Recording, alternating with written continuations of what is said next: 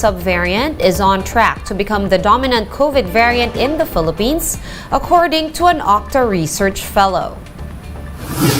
Molecular biologist Father Nick Austriaco told 1PH that although the subvariant can be considered mild, studies show that it can also easily evade immunity. Despite this, Austriaco believes that raising the country's COVID-19 alert level is not necessary at this point. Right now, what is most important po is the hospitalization rate, the H curve. And right now, the H curve is still relatively low in the Philippines. And we still have not expanded our hospital capacity.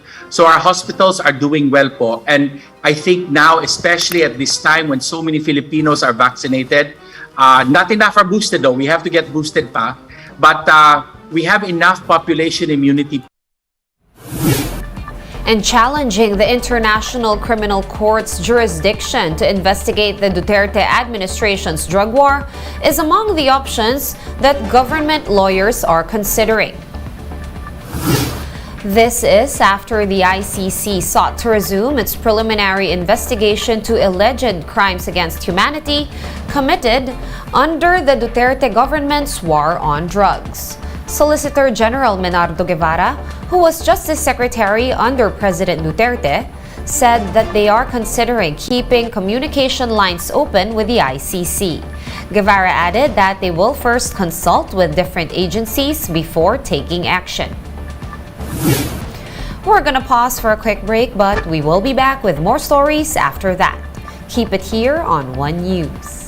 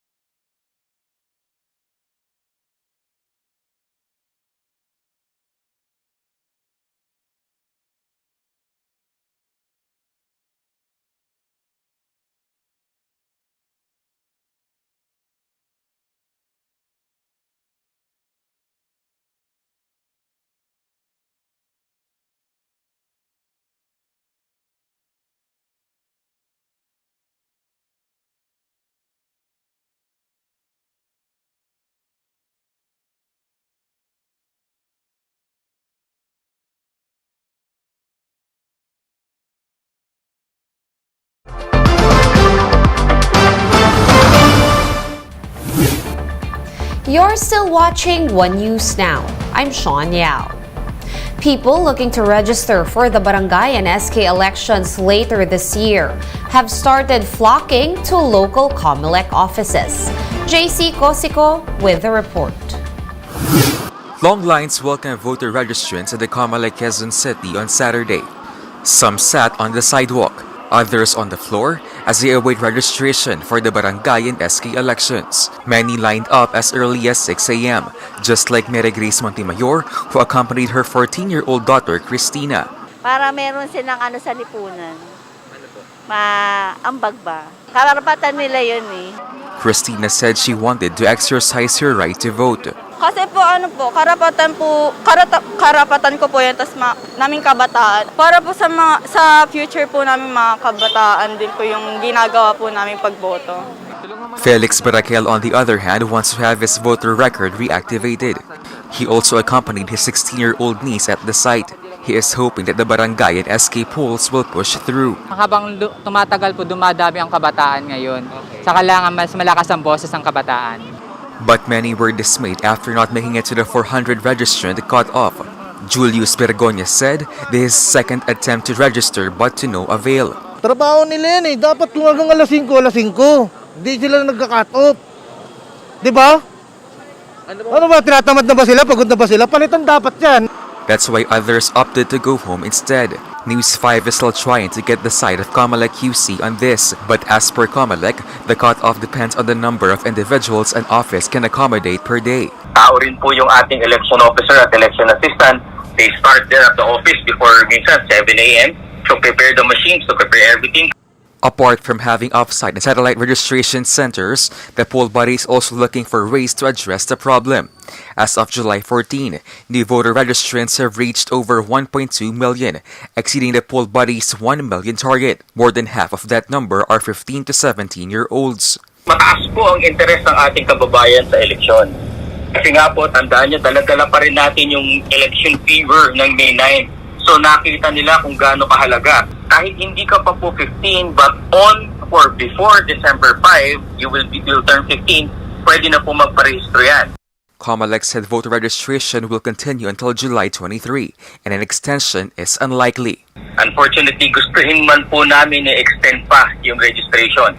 Ang mangyayari po kasi, maglalabag kami sa batas. Sinasabi po kasi sa RA 189, talagang 120 days before an election, bawal na po magparehistro, galawin yung project of precinct or gumawa ng panibagong presinto. Meantime, the COMELEC reminds registrants to try and line up early in sites and to bring the required documents to speed up their transactions. Their offices are open from Mondays through Saturdays from 8 a.m. to 5 p.m. For News 5, JC Cosico, we are One News. Let's now take a quick look at today's other top stories. The Philippine women's football team bagged their first AFF championship after beating Thailand 3-0.